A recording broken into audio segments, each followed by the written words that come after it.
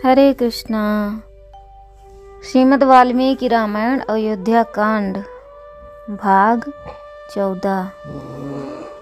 मंगल भवनय मंगलहारी दाऊं सो दशरथ अजर बिहारी दीन दयाल विराज संभारी हरहु नाथ मम संकट भारी सिया राम मैं सब जग जानी करहु प्रणाम जोर जग पानी हे राम जय राम जय जय राम श्री राम जय राम जय जय राम सियापति रामचंद्र की जय। पवन सुत महावीर की जय। जगत गुरु शीला प्रभुपाद की जय। अनंत कोटि वैष्णव भक्त वृंद की जय। गुरु महाराज की जय। श्री वाल्मीकि रामायण की जय। अयोध्या कांड की जय। तो अभी तक हमने सुना भाग 13 में कि किस प्रकार से कैकेयी अपनी जो उसकी इच्छा थी अपने शब्दों पे अपने वचनों पे अड़ी रही और जब तक उसने वर ना मांग लिए तब तक वो अपनी बातों पर दृढ़ रही। किंतु कौशल्या निराशावश केवल विलाप कर रही थी। तब राम ने दृढ़ होकर अपने अनुज लक्ष्मण से कहा कि पिता की आज्ञा पालन करने की मेरी इच्छा का विरोध करके आप दोनों मेरा दुख वर्धन कर रहे हो। मैं अपने कर्तव्य का पालन करूंगा। तब लक्ष्मण को शांत करने के लिए राम ने कहा, मेरे भ्राता भरत का राज्याभिषेक होते ही सभी सामान्य हो जाएंगे। तब तुम सरलता से अपना दुख भूल जाओगे। कैकेयी को दोष ना दो, क्योंकि वह तो भाग्य विधाता के हाथों एक निमित्त मात्र है जो सभी के भाग्य निश्चित करता है। लक्ष्मण शांत नहीं हुए एवं क्रोधित होकर बोले, हे राम, ऐसा लगता है कि आप निर्बल हो गए हैं, क्योंकि आपने व्यक्तिगत पराक्रम के प्रति अपनी क्षत्रिय श्रद्धा त्याग दी है और अब भाग्य के भरोसे छोड़ दिया है। किंतु मैं ऐसा शक्तिहीन नहीं हूँ और अपने पराक्रम से भाग्य पर विजय प्राप्त कर लूँगा। मैं आज ही राज सिंहासन पर आपका राज्याभिषेक करवाऊँगा। यह सुनकर कौशल्या समझ गई कि राम को रोक पाना कठिन है। तब वे प्रार्थना करने लगी, मेरे पुत्र, जब तुमने अपने पिता की आज्ञा का पालन करने का निश्चय ही कर लिया है, तब कृपया मुझे भी अपने संग वन में चलने की अनुमति दे दो। राम ने कहा, माता कैकेयी द्वारा चले जाने एवं आपके द्वारा त्यागे जाने के पश्चात पिताश्री निश्चय ही अपने प्राण त्याग देंगे। एक पतिव्रता एवं गुणवती स्त्री का प्रथम कर्तव्य है कि वह कभी भी किसी भी परिस्थिति में अपने पति के आश्रय को ना त्यागे। जब तक वह जीवित है, पति ही उसके लिए भगवान के समान है। कोई स्त्री कितनी भी धार्मिक व गुणवती क्यों ना हो, यदि वह अपने पति की सेवा ना कर सके तो वह पापिन के समान है। पत्नी का कर्तव्य पति को प्रसन्न रखना एवं उसकी आज्ञा का पालन करना है और किसी की नहीं। यह सभी शास्त्रों का कथन है। कृपया आप मेरे पिता के साथ रहते हुए मेरी प्रतीक्षा कीजिए, क्योंकि मैं 14 वर्षों के पश्चात अवश्य लौट कर आऊँगा।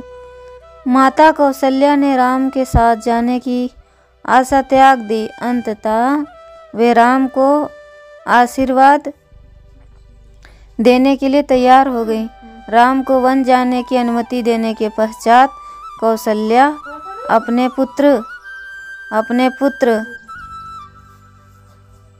की कुशलता के लिए ब्राह्मणों को यज्ञ करने के लिए आग्रह करने लगी। कृपया आप मेरे पिता के साथ रहते हुए मेरी प्रतीक्षा कीजिए, क्योंकि मैं 14 वर्ष के पश्चात अवश्य लौट कर आऊँगा।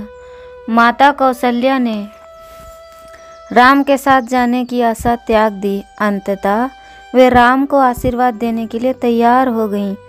राम को वन जाने की अनुमति देने के पश्चात कौशल्या अपने पुत्र की कुशलता के लिए ब्राह्मणों को यज्ञ करने के लिए आग्रह करने लगी। कौशल्या ने कहा, तुम शीघ्र लौट आओ ताकि मेरी प्रसन्नता लौट आए। सत्य तुम्हारी रक्षा करे, देवतागण एवं दिव्य शस्त्र तुम्हारी सुरक्षा करें। धरती, स्वर्ग, वायु, भूमि, जल तथा सभी जीवित एवं निर्जीव वस्तुएं तुम्हारी रक्षा करें। दिन, रात, सूर्य, चंद्र सभी तुम्हारी रक्षा करें। हे राम, तुम सुखी रहो। मेरा आशीर्वाद सदैव तुम्हारे साथ है। माता साथ रहे। सीता को राम के वन निष्कासन की कोई सूचना नहीं थी। दीर्घ काल से वह प्रसन्नता पूर्वक उनकी प्रतीक्षा कर रही थी। अंततः जब राम उनके कक्ष में पहुँचे तब सीता ने देखा कि वे उदास, व्यग्र एवं चिंतित लग रहे थे। उनके संग प्रायः आने वाले अनुचर भी उनके साथ नहीं थे।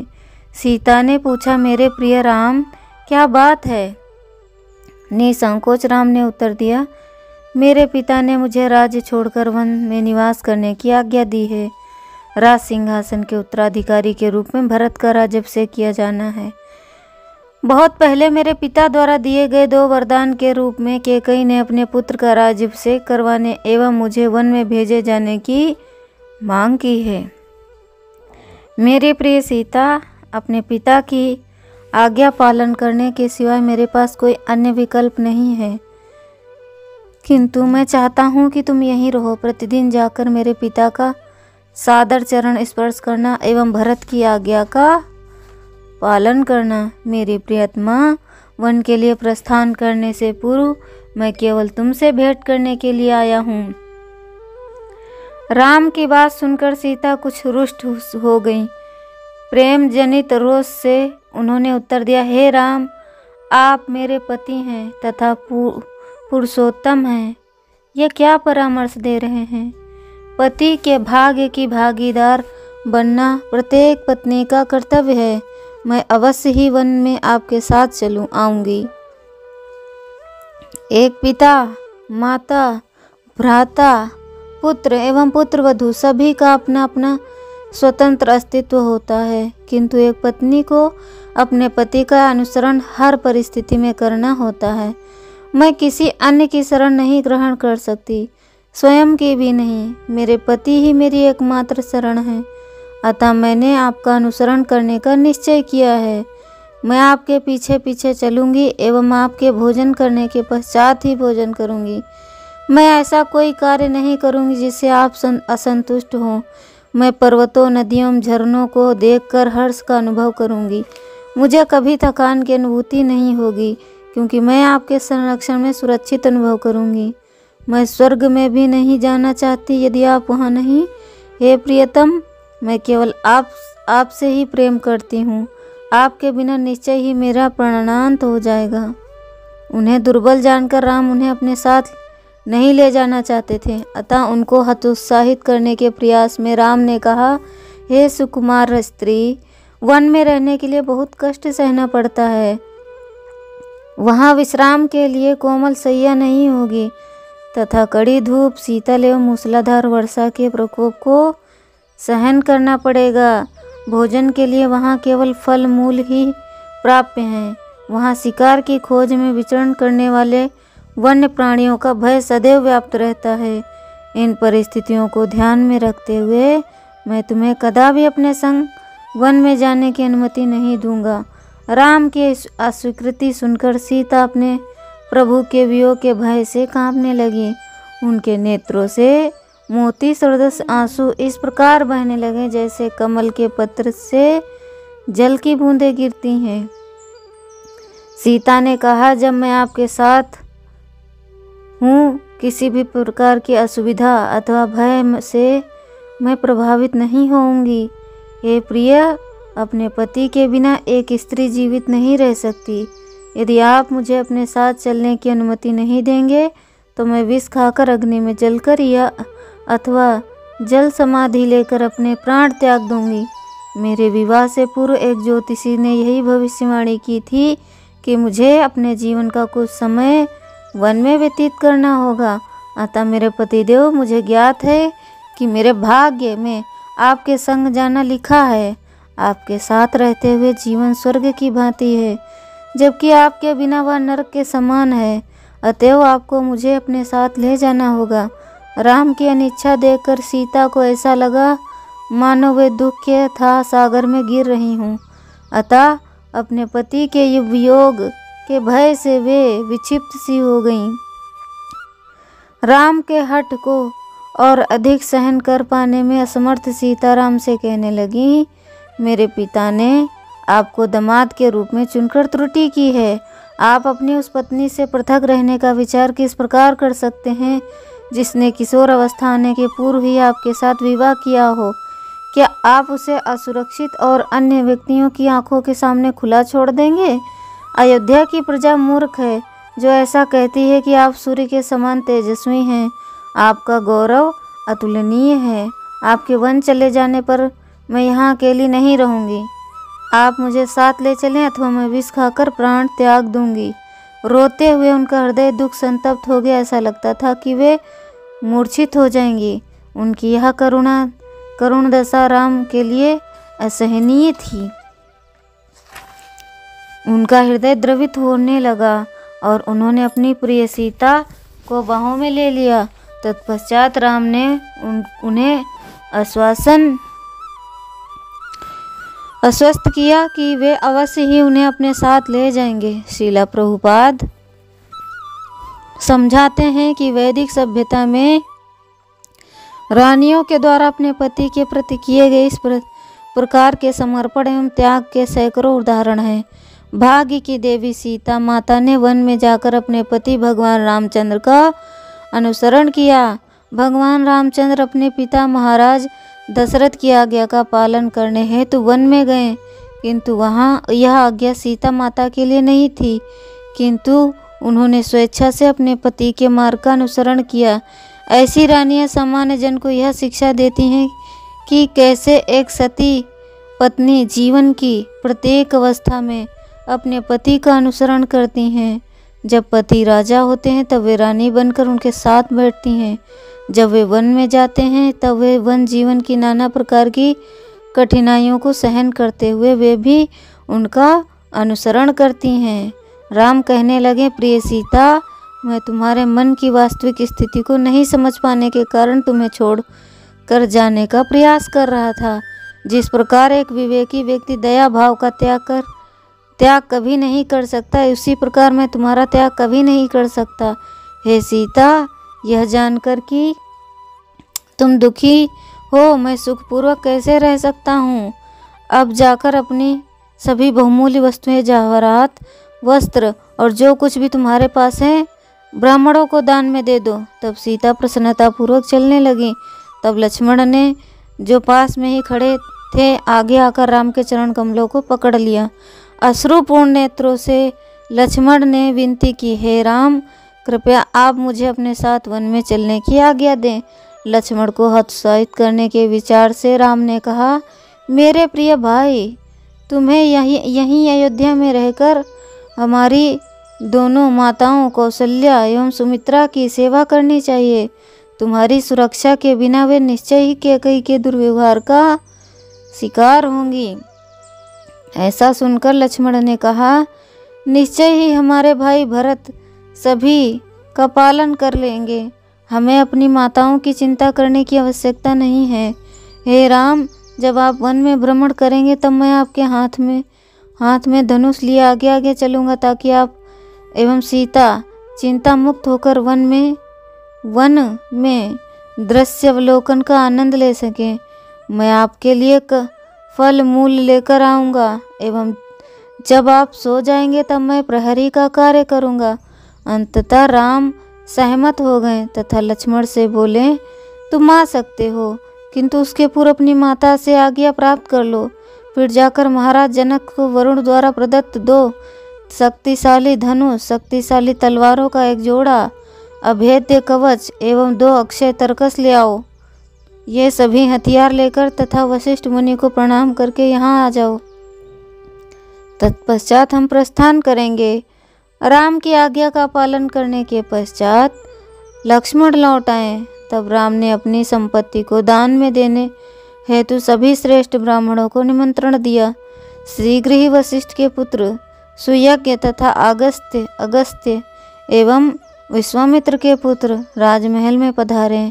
उनका यथोचित सत्कार करने के पश्चात राम ने अपने आश्रितों को अपनी अनुपस्थिति में महल की देखरेख करने की आज्ञा दी। तब राम ने अपने कोषाध्यक्ष को उनकी संपूर्ण संपत्ति लाने की आज्ञा दी। शीघ्र ही वस्त्र, रथ, पशु सहित सुवर्ण एवं आभूषणों जैसे बहुमूल्य वस्तुओं का अंबार लग गया।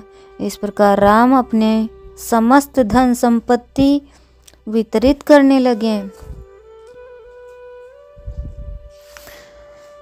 अयोध्या के निकट स्थित वन में त्रिजट नामक एक ब्राह्मण निवास करता था। अपनी अतिशय निर्धनता के कारण वह दुर्बल हो चला था। उसकी पत्नी ने उसे विनती की कि वह अयोध्या जाकर राम से कुछ दान लेकर आए। अतः ब्राह्मण तैयार हुआ और वहाँ राम अपनी संपत्ति का दान कर रहे थे। उसी समय वह पहुँचा।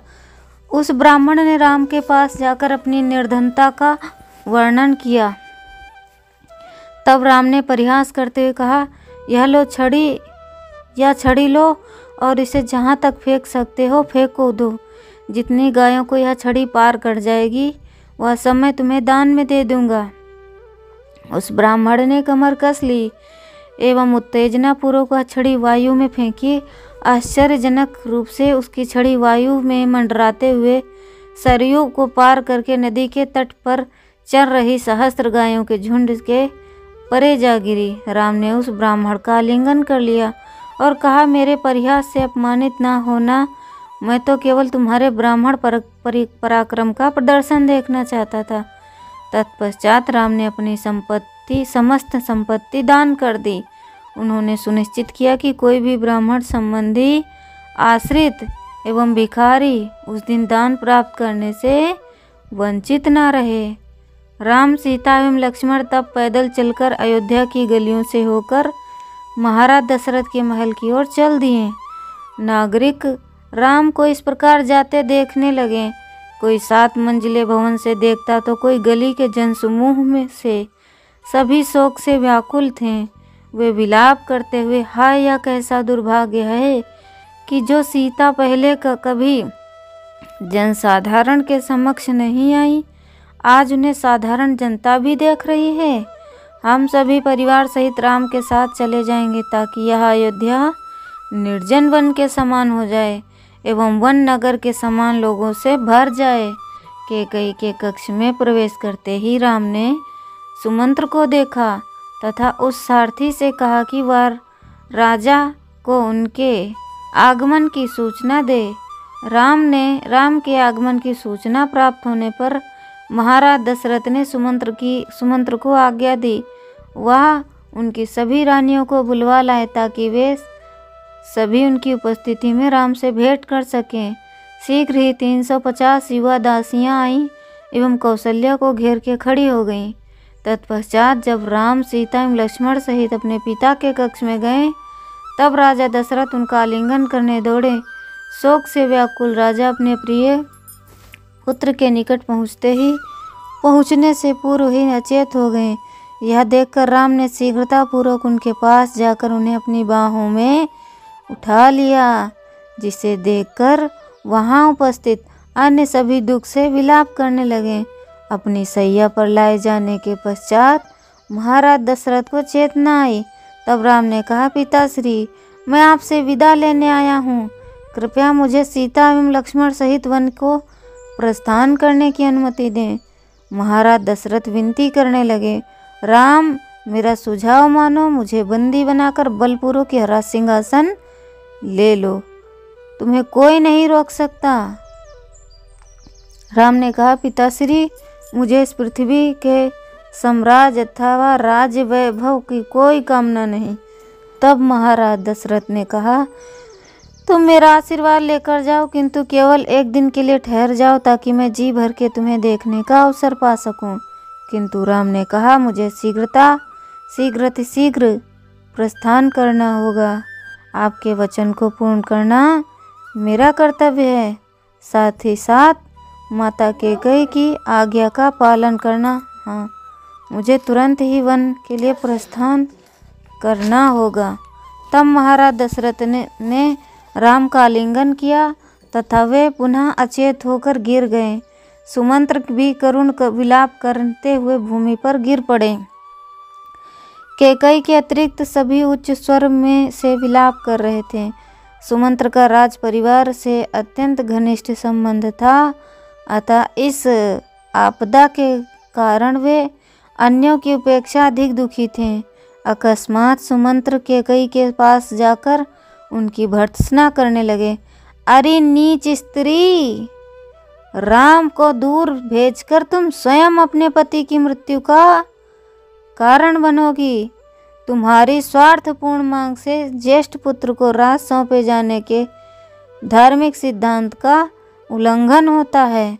तुम्हें अपने कुकर्मों का दुष्परिणाम भोगना होगा, क्योंकि राम के चले जाने पर सभी ब्राह्मण उनका ही अनुसरण करेंगे। इस प्रकार से तुम्हारे राज्य से सभी ओर अमंगल हो जाएगा। मैं तुम्हारे लाभ के लिए एक कथा सुनाता हूँ। एक बार तुम्हारे पिता कैकेयी ने एक ऋषि से यह वरदान प्राप्त किया कि वे सभी भाषाओं को समझ सके, प्राणियों की भाषा को भी। किंतु वरदान देते समय ऋषि ने एक शर्त रखी, यदि कैकेयी प्राणियों की भाषा सुनकर उनका अर्थ बताएंगे तो उसी समय उनकी मृत्यु हो जाएगी। तत्पश्चात एक समय राजा ने किसी पक्षी की तीव्र चीख सुनी। चूंकि उन्हें पक्षी की बोली का अर्थ समझ में आ गया, अतः वे हंसने लगे। किंतु रानी अर्थात तुम्हारी माता समझी कि वे उन पर हंस रहे, अतः उन्होंने जानना चाहा किंतु कौन सी ऐसी हास्यप्रद बात थी। तब राजा ने अपनी रानी को ऋषि द्वारा दिए गए वरदान की बात सावधान किया कि पक्षी की भाषा का रहस्य खोलने पर उनकी मृत्यु हो जाएगी। किंतु मूर्ख रानी इतनी हठीली और ईर्ष्यालु थी कि वह कहने लगी, आप जीवित रहें या मरे, मुझे कोई परवाह नहीं। मैं केवल यह जानना चाहती हूँ कि आप क्यों हंस रहे थे। विवश राजा उस ऋषि के पास पहुँचे जिन्होंने उन्हें वह वरदान दिया था। राजा ने ऋषि को अपनी परिस्थिति का अवगत करवाया। ऋषि ने उन्हें परामर्श दिया कि वे पक्षी की भाषा का रहस्य ना खोलें। पक्षी की भाषा का रहस्य न खोलें एवं अपनी पत्नी को ऐसी धृष्टता करने के लिए डांटें। ऋषि की बातें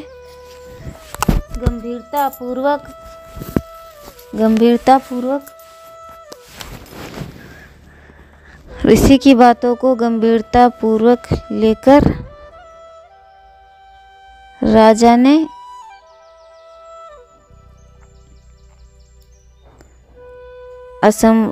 ऋषि की बातों को गंभीरतापूर्वक लेकर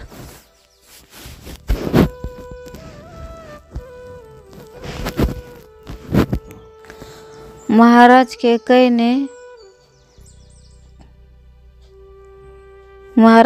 ने साहस जुटाकर अपनी पत्नी को कठोरतापूर्वक डांटा और तब वे सुखपूर्वक रहने लगे। कैकेयी, तुम भी उसी प्रकार से अपने पति के संग धृष्टता कर रही हो। अपना द्वेष स्वीकार करो, इस निष्कृष्ट योजना को त्याग दो। किंतु कैकेयी पर इस उपदेश का तनिक भी प्रभाव ना हुआ। तब राम के राज्य से निष्कासन की घटना को असंभवी समझकर वे राजा दशरथ ने सुमंत्र को आज्ञा दी, राजा अक्षौणी सेना तैयार करो, एवं व्यापारियों, शिकारियों तथा राजकीय कोषाध्यक्ष की व्यवस्था करो ताकि वे राम के साथ जा सकें। यद्यपि वन में रहेंगे किंतु मेरे प्रिय पुत्र को सुख एवं आनंद की वस्तुओं का अभाव तो नहीं होगा। यह सुनकर कैकई को भय हुआ, यदि राज्य अभिषेक से पूर्व ही राज्य में इन वस्तुओं का अभाव हो जाए तो भरत ऐसे राज्य को स्वीकार नहीं करेगा। निरंतर शिथिल पड़ रहे राजा दशरथ ने कहा, यदि तुम राम को सुख सुविधाओं के साथ वन में जाने की आज्ञा नहीं दोगी तो मैं स्वयं सारी प्रजा को लेकर उनके साथ चला जाऊंगा। कैकई पलटकर बोली, हमारे वंश में राजा सगर का उदाहरण आता है। उन्होंने भी अपने पुत्र असमंजस को वन से निष्कासित किया था, अतः आपको राम को भी उसी प्रकार निष्कासित करना चाहिए। यह सुनकर महामंत्री सिद्धार्थ ने टिप्पणी की, असमंजस को तो नन्हे शिशुओं को यमुना नदी में डुबो देने में आनंद आता था।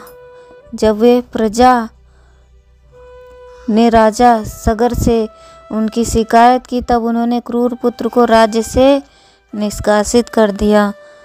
आपकी तुलना कैसे मान्य हो सकती है? राम का क्या दोष है?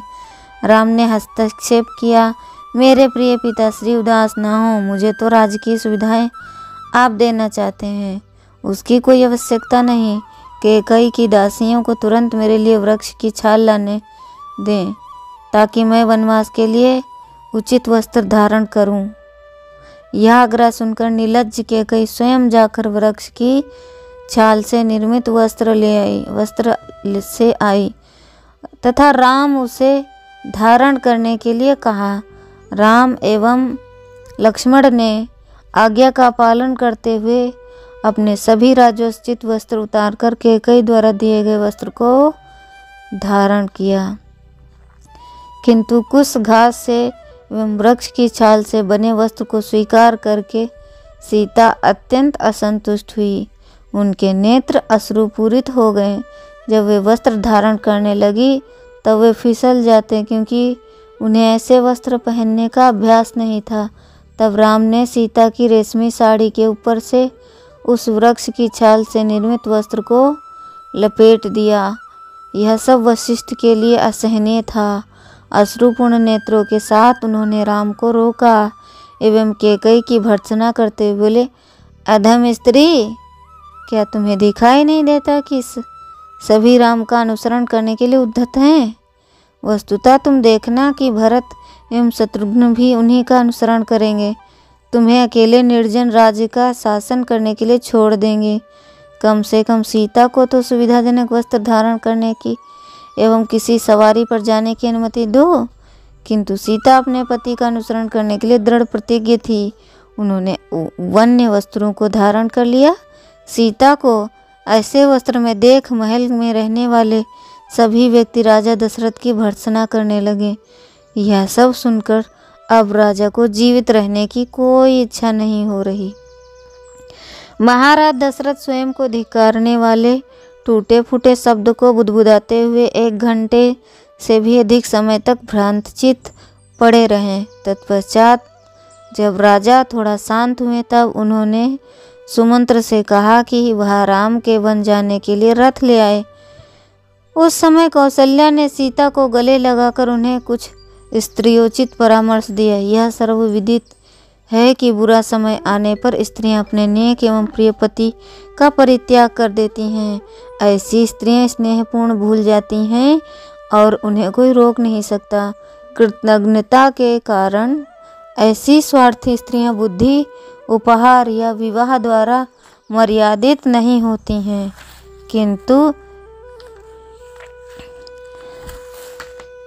किंतु ऐसी स्त्रियां भी स्त्रियां होती हैं जो स्वभाव से भद्र, सदाचारी तथा आज्ञाकारी होती हैं। वे अपने पति का सर्वाधिक सम्मान करती हैं। हे सीता, राज्य से निष्कासन के कारण तुम मेरे पुत्र का तिरस्कार ना करना। प्रत्येक परिस्थिति में तुम उन्हें अपना आराध्य देव ही मानना। उनकी बातों को हाथ जोड़े स्वीकार करते हुए सीता ने उत्तर दिया, पति के प्रति अपने कर्तव्यों को मैं भली भांति जानती हूँ।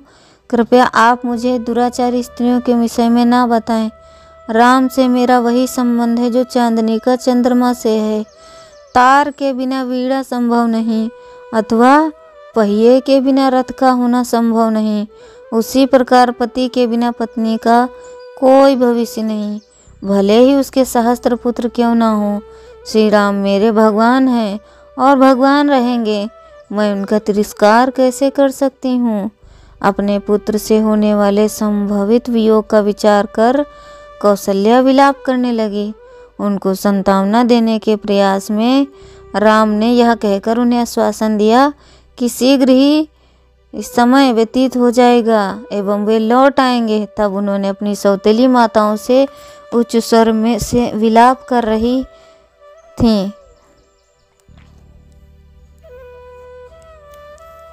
प्रस्थान के लिए आज्ञा की याचना की। फिर राम जाकर अपने पिता के चरण से लिपट गए। सीता एवं लक्ष्मण सहित राम ने राजा की परिक्रमा की। राजा की परिक्रमा की तथा अपने माता पिता को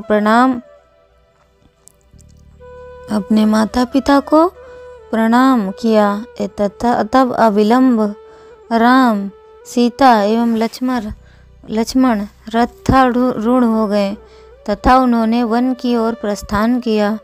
इस प्रकार भगवान रामचंद्र ने अपने राज्य, वैभव, मित्र, शुभचिंतक, महल एवं सर्वस्व उसी प्रकार त्याग दिया जिस प्रकार एक मुक्त जीव प्राण त्यागता है। वे सीता और लक्ष्मण के संग बन जाने कुछ चले गए। महाराज दशरथ की दृष्टि सने सने आँखों से ओझल होते हुए रथ से उड़ने वाली धूल पर स्थित होने लगी। अंततः जब राम को ले जाने वाला रथ उनकी दृष्टि से ओझल हो गया तब वे अचेत होकर भूमि पर गिर पड़े। जब कौशल्या एवं कैकेयी दोनों उन्हें उठाने गईं तब दशरथ ने अपनी कनिष्ठ रानी कैकेयी को यह कहकर रोक दिया, मुझे स्पर्श मत करो, मैंने तुम्हारा परित्याग कर दिया है, अब मैं तुम्हें देखना भी नहीं चाहता। कौशल्या ने अपने पति को उठाया एवं उन्हें वापस ले जाने के समय उन्होंने देखा कि सभी दुकानें एवं व्यापारिक प्रतिष्ठान बंद हैं। तब नागरिकों में विषाद व्याप्त है। महल में पहुंचकर राजा ने कौशल्या के कक्ष में जाने की इच्छा प्रकट की। लड़खड़ाते हुए स्वर में राजा ने कहा, अब मैं यहीं रहूँगा। महाराज दशरथ की बहुत कठिनाई से रात व्यतीत की। राम का वियोग उन्हें संपूर्ण ब्रह्मांड के विनाश के समान प्रतीत हुआ। कौशल्या एवं राजा को ऐसी दशा में देखकर सुमित्रा ने उन्हें सांत्वना प्रदान करने का प्रयास किया। अपने पुत्र के लिए शोक ना करें, क्योंकि सीता एवं लक्ष्मण उनके साथ हैं। राम को कोई कठिनाई नहीं होगी। वस्तुतः राम कोई साधारण मानव नहीं है, अपितु वे स्वयं देवताओं के कर्णाधार हैं। वे सूर्य को प्रकाश प्रदान करने वाले हैं तथा शाश्वत काल के नियंता हैं। राम के वन में रहने पर स्वयं पृथ्वी एवं सारी प्राकृतिक प्रतिक्रियाएं उनकी भक्तिमय सेवा में संलग्न हो जाएंगी। विश्वास रखें कि एक दिन अवश्य ही आपकी आंखों के समक्ष आपके पुत्र लौटकर आएंगे। शोक करना व्यर्थ है। शोक के कारण अयोध्या की प्रजा पहले से ही निष्क्रिय है। आप प्रजा को सांत्वना देकर उन्हें इस दुख का शिकार होने से बचाएं। इस बीच अयोध्या की प्रजा कुछ व्यक्ति वन की ओर जाने वाले राम के रथ का अनुसरण करने लगे ताकि वे राम को वापस लौट आने के लिए मना सकें। राम ने उनसे कहा, मैं अपनी प्रतिज्ञा भंग नहीं कर सकता। मैं चाहता हूँ कि आपके हृदय में मेरे प्रति जो प्रेम है वैसा ही भरत के प्रति रखें। जाते हुए राम ने देखा कि कुछ ज्येष्ठ ब्राह्मणों को उनके रथ के साथ चल पाने में अत्यंत कठिनाई हो रही। उनकी व्याकुल प्रार्थनाएं सुनकर राम को दया आ गई और वे अपने रथ से उतरकर सीता एवं लक्ष्मण के संग पैदल चलने लगे ताकि ब्राह्मण उनके साथ हो सकें। किंतु अब भी राम ने पीछे मुड़कर नहीं देखा, क्योंकि वे अपनी प्रतिज्ञा का पालन करने के लिए दृढ़ प्रतिज्ञ थे। इस प्रकार जब राम से लौट आने का निरंतर प्रार्थना कर रहे वे सभी तमस नदी के तट पर पहुंच गए। क्षितिज पर सूर्यास्त होने के पश्चात सुमंत्र एवं लक्ष्मण ने संध्या वेला में विश्राम करने हेतु एक स्थान का चयन किया। उन्होंने स्थान को स्वच्छ करके राम के लिए वृक्ष के पत्रों पर से सैया का निर्माण किया। सीता सहित राम वहां लेट गए तथा शीघ्र ही निद्रा मगन हो गए। निकट ही लक्ष्मण रात भर जागते रहे और सुमंत्र के साथ राम के गुणों की चर्चा करते रहे। अगले दिन प्रातःकाल जब राम जागे तब उन्होंने देखा कि अयोध्या की प्रजा निकट ही निद्रा मग्न है। राम ने कहा, जरा देखो लक्ष्मण, प्रजा हमें कितना स्नेह करती है। मुझे अयोध्या वापस ले जाने के प्रयास में वे मेरा पीछा करने का अपना हठ नहीं छोड़ेंगे। उन्हें अपने घर परिवार की कोई सुध नहीं। हमारी तरह उन्हें कैकेयी के श्राप का भार नहीं वहन करना चाहिए। अतः उनके जागने से पहले हमें उन्हें यहाँ से प्रस्थान करना चाहिए। एक योजना का प्रस्ताव रखते हुए उन्होंने लक्ष्मण से कहा, सुमंत्र, रथ की दिशा का इस प्रकार परिवर्तन करते रहें जिससे कि प्रजा दिग्भ्रमित हो जाए तथा हमारा पीछा करने में असमर्थ हो जाए। तमस नदी के पार करने के पश्चात राम ने सुमंत्र को बताया कि रथ को एक निश्चित पथ पर केंद्रित रखें और साथ ही निरंतर दिशा परिवर्तन करते रहें ताकि प्रजा को रथ का मार्ग ज्ञात न हो। और फिर सुमंत्र लौट आए। तब सुमंत्र रथ को सीधा ले गए। शीघ्र ही लौटकर राम, लक्ष्मण एवं सीता को रथ पर बैठाकर सुमंत्र ने दूसरे मार्ग से वन की ओर प्रस्थान कर दिया। जब अयोध्यावासी जागे तब उन्होंने अपने प्रिय स्वामी को सभी दिशाओं में खोजा। व्याकुलता पूर्वक इधर उधर ढूंढने पर उन्हें रथ के पहिए के चिन्ह दिखाई दिए, किंतु अल्प अंतर के पश्चात वे चिन्ह भी अकस्मात अदृश्य हो गए। रथ के प्रस्थान का मार्ग खोज पाने में असमर्थ से विलाप करने लगे। राम के चले जाने पर प्रजा स्वयं को धिक्कारते हुए कहने लगी, हम सब राम के बिना अयोध्या कैसे लौट सकेंगे। उन्हें वापस जाने में हमारी असफलता देखकर स्त्रियां और बच्चे क्या कहेंगे। राम के सुंदर चंद्रमा के सदृश मुख के बिना जीवन का क्या अर्थ है। पति, संतान, यहाँ तक कि स्वयं के जीवन का क्या ही लाभ। राजा जनक की पुत्री एवं कमल नयनों वाले राम के बिना गृहस्थी के सुख भी निरर्थक हैं। कोई अन्य उपाय न देखकर राज प्रजा अत्यंत उदास होकर अयोध्या की ओर लौट चली। जब घरों पर स्त्रियों ने देखा कि पुरुष राम को लिए बिना ही आ गए तब वे उनकी भर्त्सना करने लगीं। उनमें से अनेक तो विलाप करने लगीं। अत्यंत शोकवश उनमें से कुछ तो बोलने या सुनने में असमर्थ हो गईं। प्रत्येक अयोध्यावासी कैकेयी की निंदा करने लगा तथा उसके शासन में न रहने की शपथ लेने लगा। अयोध्या में जीवन ऐसे थम गया मानो कोई विशाल सागर जिसका जल सूख गया हो।